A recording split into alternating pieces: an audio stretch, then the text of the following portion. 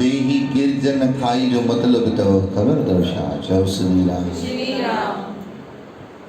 रविदास महाराज एक शब्द में कह रहे हैं, मेरी मेरी केरो करते दुर्योधन से भाई। दुर्योधन जा भाव र कौरव पांडव पाण में विड़िया। आपस में झगड़े कर कर एक दूसरे की गर्दनें उन्होंने उतार दी।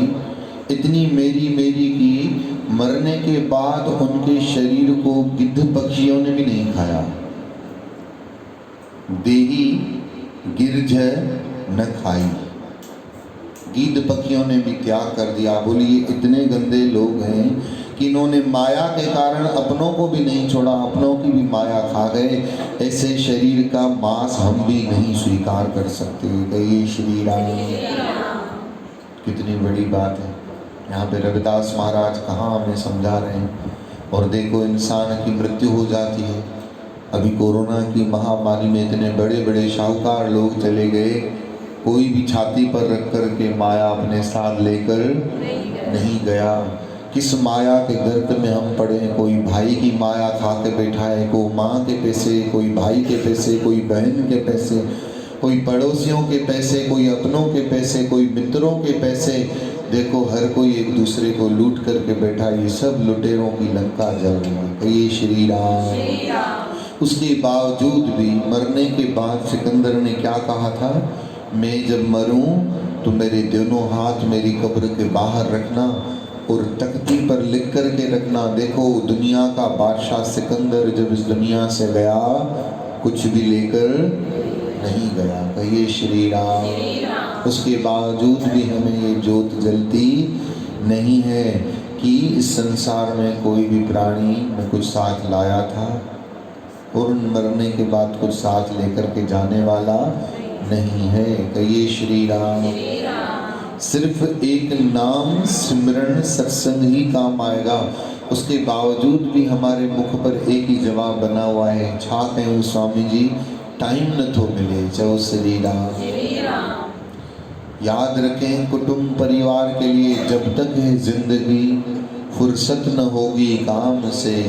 कुछ ऐसा समय निकालो कि प्रीत लगे श्री राम से, प्रभु चरणों से प्रीत लगे। आज जो आप दो पाँव दो कदम उठा करके गुरु के चरणों में आ रहे हो, सच्ची में आप सभी के पाँव धो करके पीने चाहिए। इस माया का त्याग करके, इस संसार को छोड़ करके आप सब सत्संग में आ रहे हो, आप सबसे भाग्यशाली। गुरु नानक देव महाराज कह रहे हैं कि हों बलहारी तेना जो सुनते हर की कथा। गुरु नानक देव बलहार जा रहे हैं, जो रोज दो कदम उठाकर सत्संग की तरफ बढ़ते हैं और सत्संग में जाकर बैठ के राम राम राम की धुनी लगाते हैं। सत्संग में जो आएगा,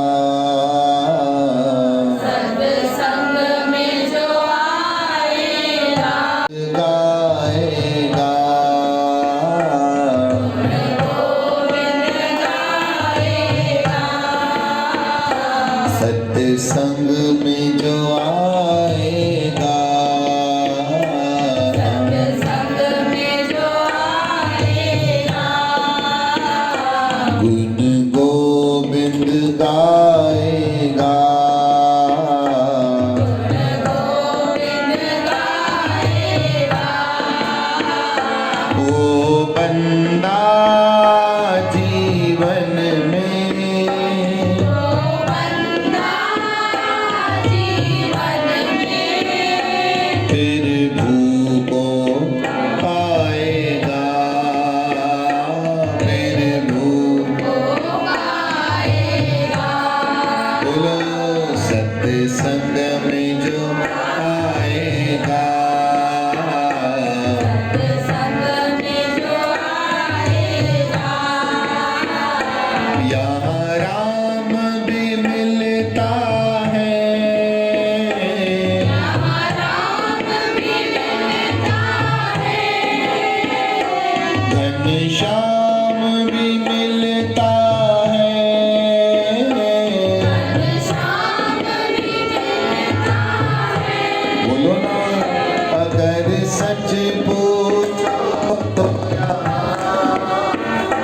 विश्राम भी मिलता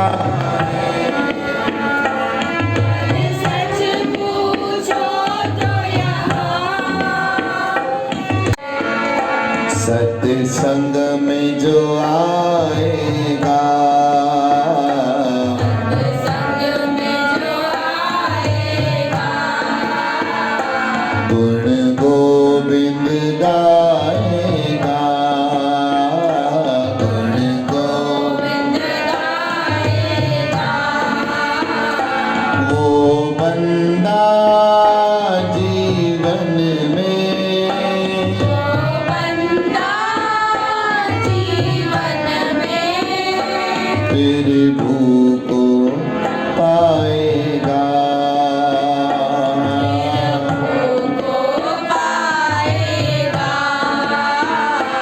यहाँ जो भी आता है यहाँ जो भी आता है श्रद्धा को लाता है श्रद्धा को लाता है सत्संग की कृपा से शांति को पाता है सत्संग की कृपा से शांति को पाता है सत्संग में जो आएगा सत्संग में जो आएगा गुण गोविंद गाएगा गोविंद गाएगा वो बंदा जीवन में वो बंदा जीवन में फिर भूखो पाएगा फिर भूखो पाएगा सत्संग में जो आएगा सत्संग में जो आएगा गुरु की प्यारी साथ संगत सत्संग में जो आएगा और गुण गोविंद गाएगा। सत्संग इसलिए बड़ी खाली लगू बात हुए थे दूसरी भी तो नहीं कभी तो मत चौ आए गुरु चौ श्री राम। श्री राम सत्संग इसलिए नहीं होता है कि हम सत्संग पर जाएं और वहाँ पर जाकर कोई टाइम पास करके आ जाएं। सत्संग होता है कि वहाँ जाओ और भगवान की महिमा गा कर जाओ। मन को शांति भगवान की महिमा गाने से होती है। आजकल कुछ सत्संग ऐसे भी होते हैं जहाँ पर घर में ऐसे चलो, आपको कोई बोले उसको माफ़ करो, उसको इग्नोर करो, ये भी सत्संग अच्छा है। ये सत्संग नहीं है, हालांकि ये तो एक ज्ञान हो गया, एक समझ देना हो गई। जिन्होंने बचपन में माँ बाप से नहीं सीखा, टाइम पढ़ाई में उनका पूरा बच्चों का गुजर गया, तो वो आजकल इस सत्संग पे जाने लगते हैं। कहिए श्री राम। पर जिनको भगवान की दया से माता पिता ने बचपन से ही सिखा रखा था कि कोई कुछ भी बोले उसका बुरा नहीं मानना चाहिए, दिल बड़ा करके माफ़ करने आना चाहिए, उनको आज इन सत्संगों की ज़रूरत नहीं पड़ती, क्योंकि वो ऑलरेडी बचपन में ही अपने माता पिता से बहुत कुछ सीखे हुए होते हैं। कहिए श्री राम, कहिए वाहेगुरु। तो सत्संग ये है कि हम सत्संग में जाएं और वहाँ पे प्रभु की महिमा गाएं। मालिक की महिमा गाने से ही मन को शांति आने वाली है। संसार में तो ये लगा ही रहेगा, कभी किसका बुरा लगेगा, कभी कोई बोलेगा, कभी कोई बोलेगा, तो क्या हमें हम कोई न कोई समझाता ही रहे, क्या कोई न कोई हमें जोत जलाता ही रहे। अभी आज जैसे सुखमनी का पाठ हुआ, इस सुखमनी के पाठ करने से जो पढ़ता है बड़े भाव से और फिर संगत के साथ मिल करके फिर संतों की सुखमनी की समझानी ने कितनी मन को शांति मिलती है, इतना अद्भुत आनंद मन को प्राप्त होता है, शायद वो किसी और से प्राप्त नहीं। हम किसी को अगर माफ़ करते हैं, हम किसी की बात को अनसुना करते हैं, उससे आपको सिर्फ थोड़ी देर के लिए शांति होगी, पर कल फिर दूसरा कोई बोलना शुरू करेगा, फिर कहाँ जाओगे? परसों फिर तीसरा कोई बोलना शुरू करेगा, फिर कहाँ जाओगे? आज तो अपनी सास से, आज तो अपनी ननद से झगड़ा कर लिया, किसी ने हमें समझा लिया, पर कल अपनी ही औलाद बड़ी होकर के फिर वो ही हमारा अपमान करने लग पड़ेगी, फिर कौन से सत्संग पर जाओगे? फिर वहाँ पे यही सुनते रहोगे जिंदगी भर यही सुनते रहेंगे कि जो कोई कहे अनसुना करो, कर नहीं पाओगे, जिंदगी भर नहीं कर पाओगे। पर भगवान के नाम का सहारा लोगे, मालिक के सत्संग का, ईश्वर की महिमा का सहारा लोगे, अंदर हमारे इतना अमृत भर जाए कि बाहर का जहर भी अंदर जाए तो अमृत हो जाना चाहिए। राजा परीक्षित का नाम सुना है किसी ने? किसने सुना है? वो हाथ तो ऊंचा करिए। बस इतने कम जनों ने सुना है। कितनी दुख की बात है। हम सब हिंदू हैं, आप मारवाड़ी लोगों से पूछ लो, एक बच्चा भी बता देगा कि राजा परीक्षित कौन है। क्यों? क्योंकि वो शुरू से ही, बचपन से ही भागवत सुनते हैं, रामायण सुनते हैं, गीता सुनते हैं। और हम, आपने अपने बच्चों को हाथ में अभी से ही दे रखा है कि नहीं मोबाइल? अभी से ही मोबाइल है उनके हाथों में, और वो क्या देख रहे हैं? भगवान की कथाएं, हरि कथाएं, वो कार्टून देख रहे हैं। हमने भी यही देखे हैं, तभी हम अपने बच्चों को भी यही सिखा और सिखा रहे हैं। कहिए श्री राम, जोर से बोलो ना, कहिए वाहेगुरु। राजा परीक्षित बहुत बड़ा धर्मात्मा था। उस राजा परीक्षित से एक गलती हुई थी। जिनको राजा परीक्षित ना नाम नहीं पता है, मैं उनके कारण बता रहा हूँ। जिनको पता है उनको तो अर्थ नहीं है बताने का, क्योंकि उन्हें जानकारी है। पर जिन्हें आप लोगों को पता नहीं है, आपके लिए बता रहा हूँ, ध्यान से सुनिए। उस राजा परीक्षित को 7 दिन के लिए भगवान की कथा सुनने का आदेश दिया गया। कितने दिन? 7 दिन। उन्होंने श्रीमद् भागवत महापुराण की कथा 7 दिन परमहंस चक्र चूड़ामणि सुखदेव जी महाराज के मुंह से सुनी। कितने बड़े संत थे।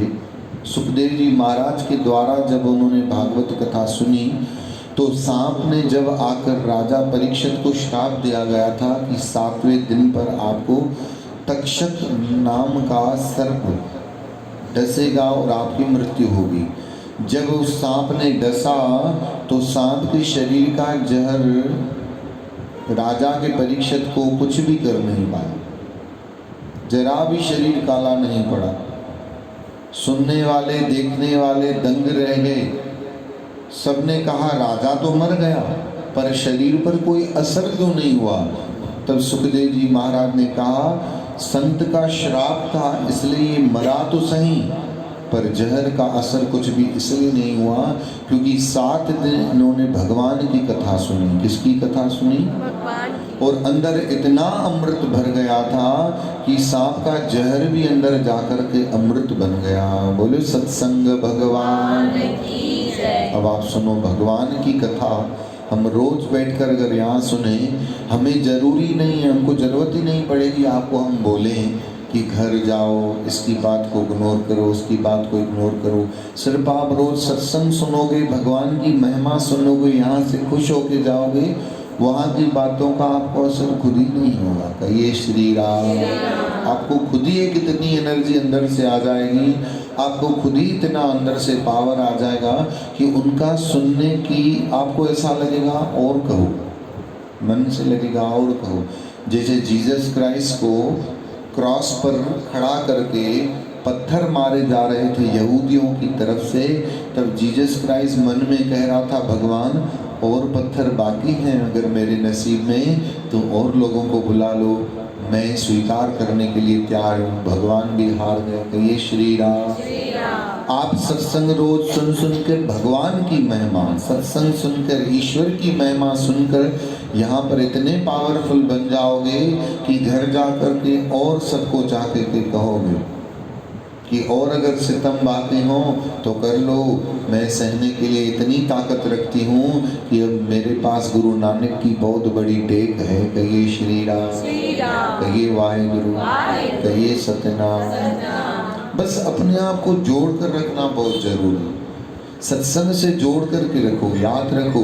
अगर जुड़ोगे नहीं, एक दिन भी अगर कोई सत्संग पर नहीं आता है ना, तो समझो वो 10 दिन पीछे चला गया। कितने दिन पीछे चला गया? 10 दिन। 10 दिन का होमवर्क पीछे हो जाता है। आप एक दिन नहीं जाओ स्कूल में, बच्चे को नहीं भेजो तो उतना उसका वर्कलोड कितना बढ़ जाता है। एक दिन कोई दुकान नहीं खोलता है तो पति देवता पुत्र क्या कहते हैं, भाई क्या कहते हैं, हमारे ग्राहक दूसरी जगह चले जाएंगे, हमारी दुकान पीछे चली जाएगी। सत्संग भी ऐसे ही, अगर आप एक दिन नहीं आओगे ना तो आप ज्ञान में पीछे 10 दिन चले जाओगे। 10 दिन नहीं आओगे 100 दिन पीछे चले जाओगे। 100 दिन नहीं आओगे समझो आप 10 साल पीछे चले गए। कहिए श्री राम। जो सत्संग से टूट जाते हैं किसी कारणवश और फिर जब जुड़ जाते हैं, उनको पता होता है सत्संग की महिमा क्या होती है, उनके हाथ से क्या अनमोल हीरा छूट गया। और जिनको तो सत्संग मिला ही नहीं है, उनको तो कोई फर्क भी नहीं पड़ता, क्योंकि कुछ मिला ही नहीं तो कुछ छूटा ही नहीं, उनको क्या फर्क पड़ेगा। कहिए श्री राम। इसीलिए सत्संग की महिमा अति अति अति भारी है। सत्संग की महिमा इतनी ऊंची है जो हमारे गुरु नानक देव जी महाराज के मुख से निकला है। हम जिनको बचपन से मानते आए हैं, आज नहीं हमारी पीढ़ियों से गुरु नानक के दरबार पर हमारे बड़े बुजुर्ग माथा टेकते आए। आपकी हमारी छठी भी गुरु नानक के कणा से ही हुई होगी कि नहीं? जन्म में गुरु नानक, मरण में गुरु नानक हुआ है कि नहीं? उस गुरु नानक देव जी ने क्या कहा सुखमनी में, सबते उत्तम हर की कथा। सबसे उत्तम किसकी कथा है? हरि की कथा, भगवान की कथा। उससे क्या होगा? नाम सुनत दर्द दुख लथा। नाम की महिमा सुनने से सारे दर्द और दुख उतर जाते हैं। ऐसा सत्संग हमें मिला है। हमें कितने शुक्राने गाने चाहिए गुरु बाबा के, कितने शुक्राने गाने चाहिए। आइए एक बार हम सब मिल करके गुरु नानक जी के चरणों में बैठकर शुक्राने गा ही लेते हैं। शुक्र करा मेरे बाबा तेरा, शुक्र करा, शुक्र करा मेरे बाबा तेरा शुक्र करा। ओ शुक्र करा मेरे बाबा, मैं तेरा शुक्र करा, शुक्र करा मेरे बाबा मैं तेरा शुक्र करा। दिन रात सवेरा शुक्र करा, कोई नहीं मेरा, शुक्र करा, पल पल में तेरा, शुक्र करा, कण कण विच डेरा। बोलो सारे, शुक्र करा मेरे दाता तेरा, शुक्र करा, ओ शुक्र करा मेरे। तेरा शुक्र करा। हाथ उठाकर बोलिए प्यार से, दरबार बुलाया, चरणा विच लाया, दोषानु मिटाया, अहंकार हटाया, गले से लगाया, तेरा कीर्तन कराया। शुक्र करा मेरे बाबा, मैं तेरा शुक्र करा, शुक्र करा मेरे बाबा, तेरा शुक्र करा। शुक्र करा मेरे बाबा, मैं तेरा शुक्र करा।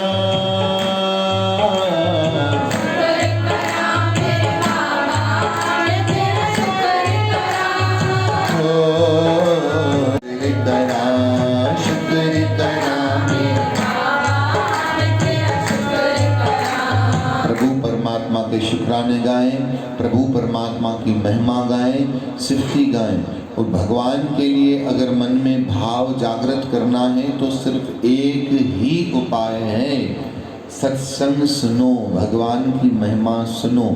जब तक सुनेंगे नहीं, नवदा भक्ति का उपदेश श्री रामचंद्र जी ने भीलड़ी छबरी को दिया है।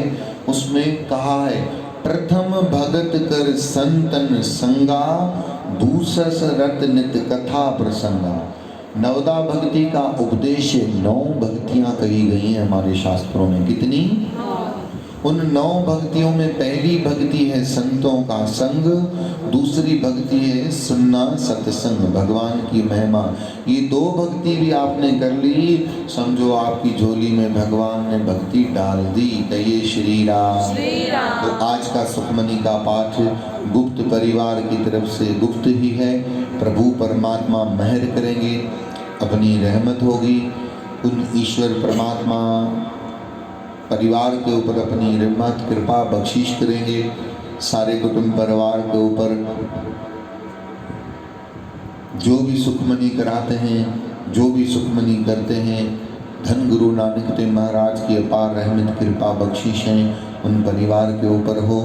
गुरुओं की प्यारी साथ संगत कल सुखमनी का पाठ साहब हर्षिता देवी की तरफ से है, जो भगवान को अपनी तरफ से दाल पकवान का भोग लगाएंगे। भगवान लगता ही पकवानों का है, वैसे भी भोग पकवानों का लगता है, और अगर भगवान को नहीं लगेगा तो किसको लगेगा? कहिए श्री राम। तो कल जो पाठ साहब है सुखमनी का हर्षिता देवी की तरफ से है, और परसों भी सलग 8 ही दिन किसी न किसी का है। जिनको अभी भी सुखमनी का पाठ साहब कराना है वो अपनी तरफ से, अपने परिवार की ओर से, अपने बच्चों के लिए, अपने कुटुंब के लिए, जिनकी सालगिरह हो, किसी की पुण्यतिथि हो, किसी का जन्मदिन हो, ऐसा अवसर हो तो वो अवसर पर सुखमनी का पाठ साहब ये अवसर है, मौका है। उसी मौके के साथ चालिया भी झूलेलाल भगवान का चल रहा है।